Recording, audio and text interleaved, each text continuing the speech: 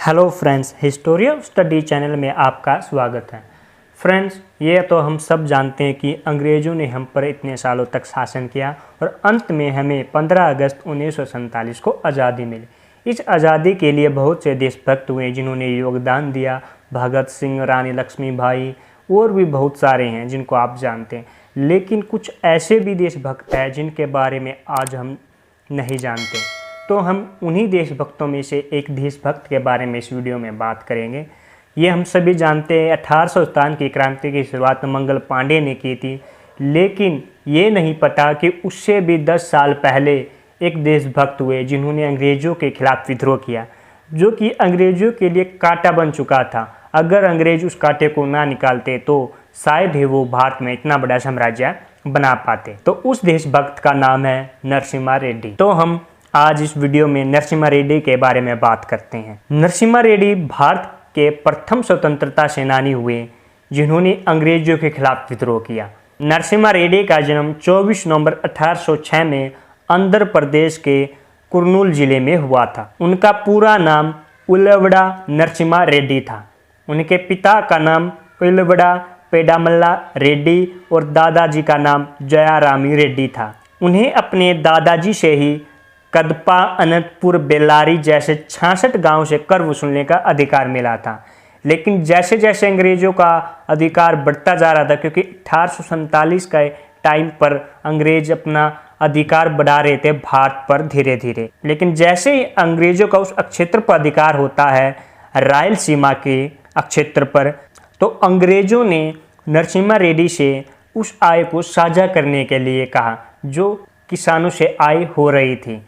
लेकिन नरसिम्हा रेड्डी जानते थे कि अंग्रेज किसानों पर बहुत अत्याचार करते हैं, इसीलिए उन्होंने आय को साझा करने से मना कर दिया, जिस वजह से अंग्रेज नरसिम्हा रेड्डी को मारने की सोचने लगे। नरसिम्हा रेड्डी जानते थे कि अगर यह क्षेत्र अंग्रेजों के अधिकार में आ गया तो वो किसानों के साथ बुरा व्यवहार करेंगे। इसीलिए नरसिम्हा रेड्डी जी उनके खिलाफ एक विद्रोह करने के पक्ष में थे, एक शस्त्र विद्रोह जिसके द्वारा अंग्रेज़ों को भारत से निकाल दिया जाए।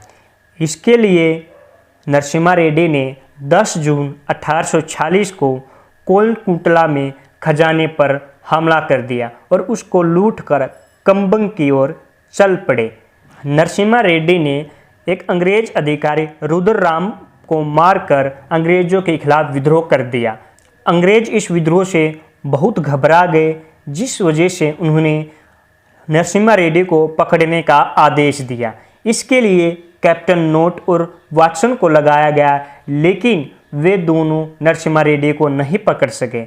तो अंग्रेज़ों ने एक षड्यंत्र रचा और नरसिम्हा रेड्डी की सूचना देने वाले को 5,000 रुपये और उसको मारकर उसका सिर लाने वाले को 10,000 रुपये देने की घोषणा की, जो कि उस समय बहुत बड़ी रकम थी। लेकिन नरसिम्हा रेड्डी किसी के हाथ नहीं लगा। 23 जुलाई 1846 को नरसिम्हा रेड्डी ने अपनी सेना के साथ गिदलूर में अंग्रेजी सेना के ऊपर आक्रमण कर दिया और उन्हें हरा दिया। इस हार से अंग्रेज और भी ज़्यादा घबरा गए, इसीलिए उन्होंने एक और षड्यंत्र रचा और उन्होंने नरसिम्हा रेड्डी को पकड़ने के लिए उसके परिवार को बंदी बना लिया। अपने परिवार को मुक्त कराने के लिए नरसिम्हा रेड्डी वापस अपने क्षेत्र कोलकुतला में आए, लेकिन वो कहते हैं कि धोखा देने वाला हमेशा अपना ही होता है। ऐसा ही नरसिम्हा रेड्डी के साथ हुआ। उनके किसी अपने ही साथी ने इनाम के लालच में नरसिम्हा रेड्डी के बारे में अंग्रेज़ों को बता दिया, जिस वजह से नरसिम्हा रेड्डी को रातों रात अंग्रेज़ों ने घेर लिया और 6 अक्टूबर 1846 को आधी रात के समय उन्हें बंदी बना लिया गया। बंदी बनाने के बाद नरसिम्हा रेड्डी को बुरी तरह से पीटा गया, उन्हें बहुत मोटी मोटी जंजीरों से बांधा गया। फिर नरसिम्हा रेड्डी को कोलकुतला की सड़कों पर खून से लथपथ कपड़ों में घुमाया गया ताकि कोई और व्यक्ति अंग्रेज़ों के खिलाफ विद्रोह करने से घबराए, उनकी हिम्मत ना हो कि वो अंग्रेज़ों के खिलाफ विद्रोह करें। नरसिम्हा रेड्डी के साथ विद्रोह करने वाले 901 लोगों पर भी आरोप लगा कि वो नरसिम्हा रेड्डी का साथ दे रहे थे, इसीलिए उन पर केस चलाया गया, जिनमें से बाद में 412 लोगों को तो रिहा कर दिया गया और 273 लोगों को जमानत पर रिहा किया गया।